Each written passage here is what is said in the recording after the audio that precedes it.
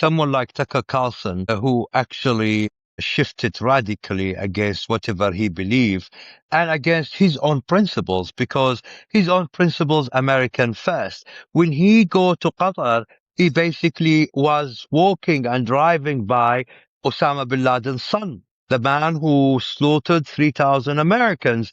And basically he wouldn't mind that because he had a financial interest. So Qatar buying or renting their own influence for a short period of time. Many people see Al Jazeera as independent journalism.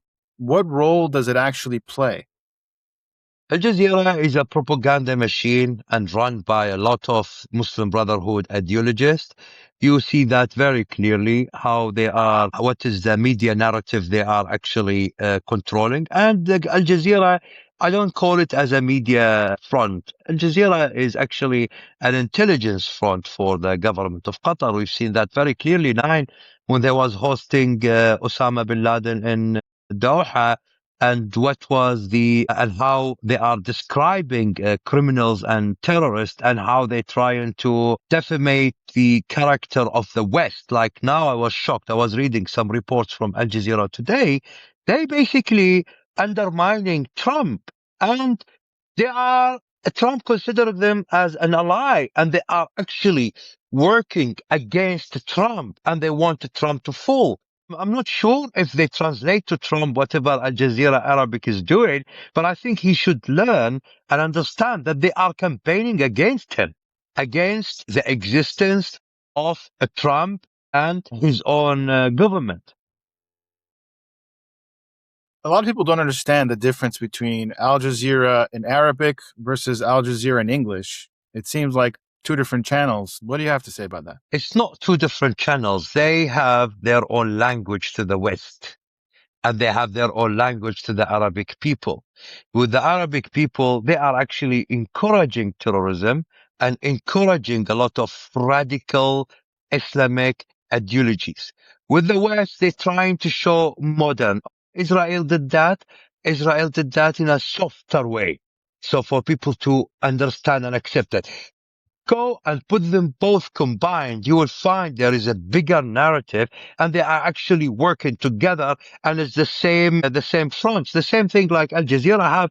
Not only Al Jazeera have a lot of fronts, other small channels like Al Arabi Al Jadid and all of that other fronts that they've been sponsoring and supporting, even NGOs and a lot of organizations to give legitimacy of whatever they believe in, to spread messages different ways.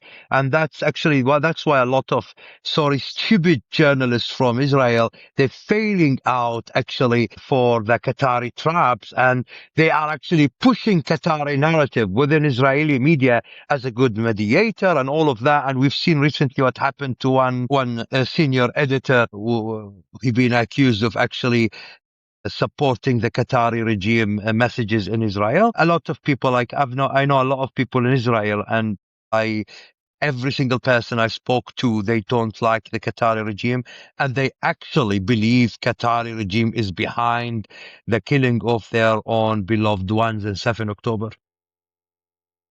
Yeah. Speak about how powerful the media is in shaping the minds of the West when it comes to the conflicts in the Middle East. I've been in Khalid al Institute, my institute. We've done a report. I suggest you read it. It's called Qatar Narrative Watch. So basically the way they work, one statement from the Ministry of Foreign Affairs in Qatar. Qatar is a good mediator. This will gonna be reshaped in 500-600 stories in different big main streams.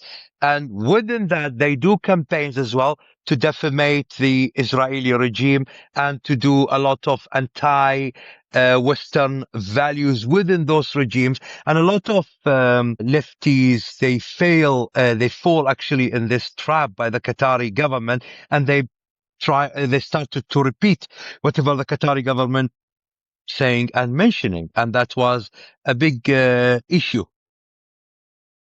Mm-hmm. So this is why Qatar invests so heavily in media and narratives, because of what you're saying.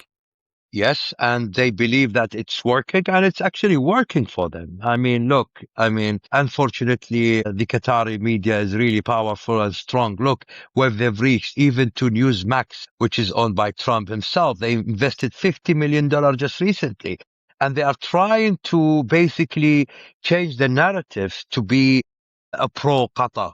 And that's actually a big issue that the West will gonna face very soon. That's why I say Qatari government should be sanctioned and the money should be controlled.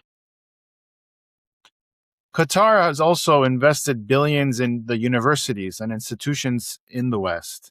What do you have to say about that? Because they understand the influence of the professors over their own students, and they know if they spend money on those professors, a lot of pro-Palestine and pro-Qatar messages will gonna be pushed. And you've seen it very clearly how they was organizing a protest, pro-Palestine protest, and a lot of activities, round tables and all of that being pushed by the Qatari government, and the students, they want to please their own professors. And unfortunately, I've seen as well some young Jewish people who've been manipulated by the on professors and the Qatari narrative.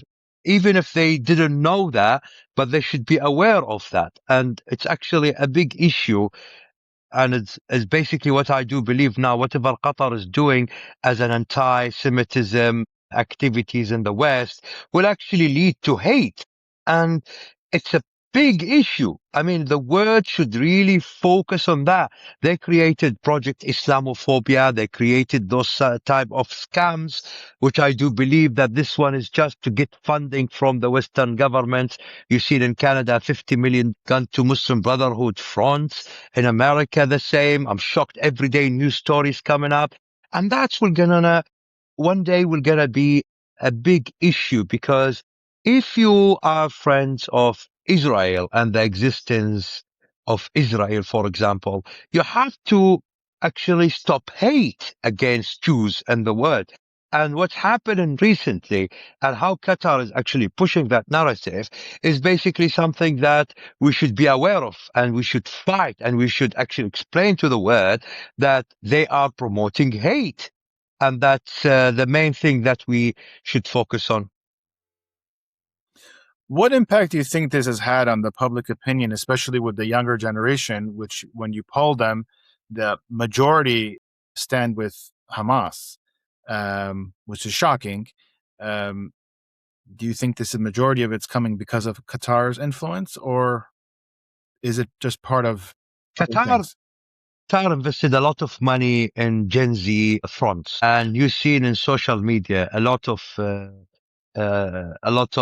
media outlets in TikTok and Instagram and a lot of other social media platform is basically what they do. They are giving them entertainment content. And within that entertainment content, they push a small story of Gaza, a small story of what's happening there, or a small story that people are in hunger. People, okay, from the first time, they might not understand, but if you keep seeing those certain things with small messagings, the focus, oh, Israeli killing Gaza people, they don't know the context. They don't know what's Hamas and how Hamas actually is causing that problems.